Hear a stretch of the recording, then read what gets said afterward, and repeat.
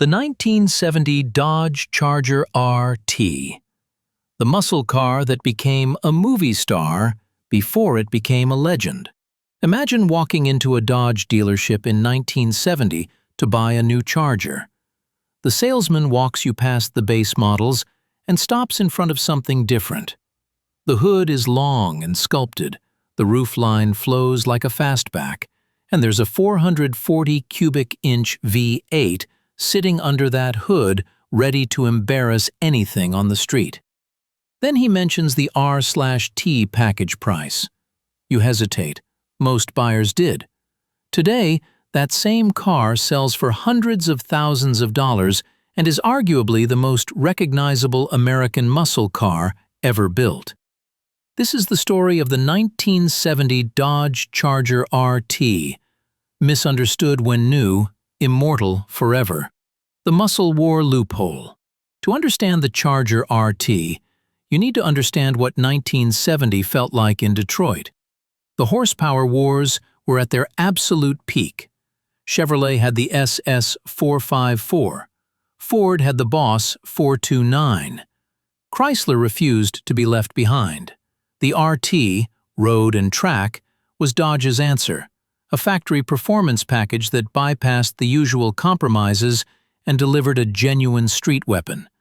No corporate displacement limits, no watered-down tune, just maximum power wrapped in the most dramatic body style of the era. The Charger RT wasn't born from a loophole. It was born from a fight. The Coke bottle problem. Here's what made the 1970 Charger extraordinary. The body itself was a design masterpiece, what stylists called the Coke bottle shape, with bulging rear haunches, a recessed rear window, hidden headlights, and a full-width taillight that glowed like a single red blade at night. But stuffing serious performance into that gorgeous body wasn't simple. The standard RT came with the 440 cubic inch Magnum V8, 375 horsepower straight from the factory. If that wasn't enough, Dodge offered the optional 426 Hemi, one of the most feared engines in automotive history. Fitting either required a chassis and suspension engineered specifically around the performance package. This wasn't just a pretty body with a big engine dropped in. It was a complete performance system. Birth of a legend. Dodge officially rated the 440 Magnum at 375 horsepower and the 426 Hemi at 425 horsepower, both figures considered conservative by anyone who actually drove one. The Hemi featured dual 4-barrel carburetors, hemispherical combustion chambers, solid lifters, and internals built for punishment. The 440 offered massive torque that made it devastatingly fast in a straight line. The R/T package added heavy-duty suspension, a performance axle ratio, F7014 wide oval tires, and signature R/T badging. Dodge built 10,337 Charger RTs for 1970. Rare enough to be special, common enough that real buyers could actually find one. The price problem. The 1970 Charger RT started at around $3,711, steep for 1970 when a base Charger was $3,001. Add the Hemi option and the price climbed past $4,000, in a year when the average American earned roughly $7,500.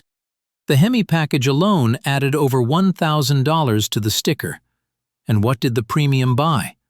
A car that drank fuel aggressively, rode stiffly, attracted unwanted attention from police, and carried insurance premiums that made young buyers wince. The R/T was never built for practicality.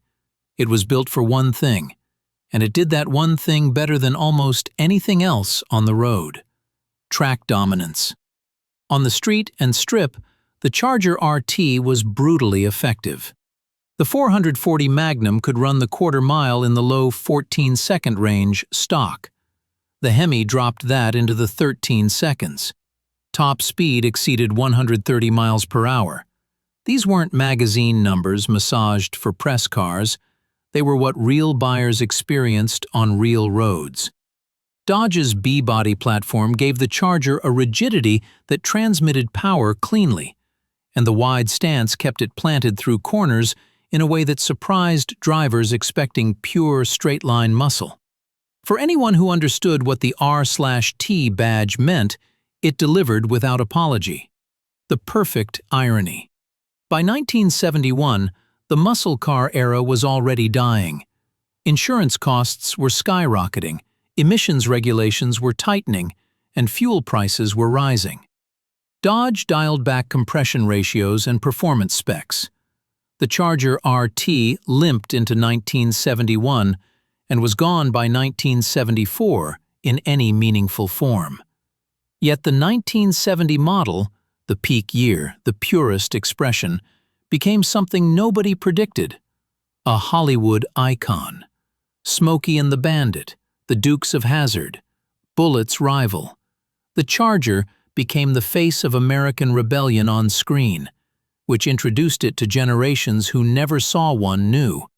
That cultural moment transformed a declining muscle car into an eternal legend. Authentication and investment.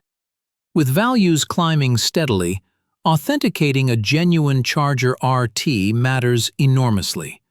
Every car carries a fender tag, Chrysler's detailed broadcast sheet listing every factory option, and a VIN that encodes the engine, body style, and assembly plant. Hemi cars are especially scrutinized, as the engine commands a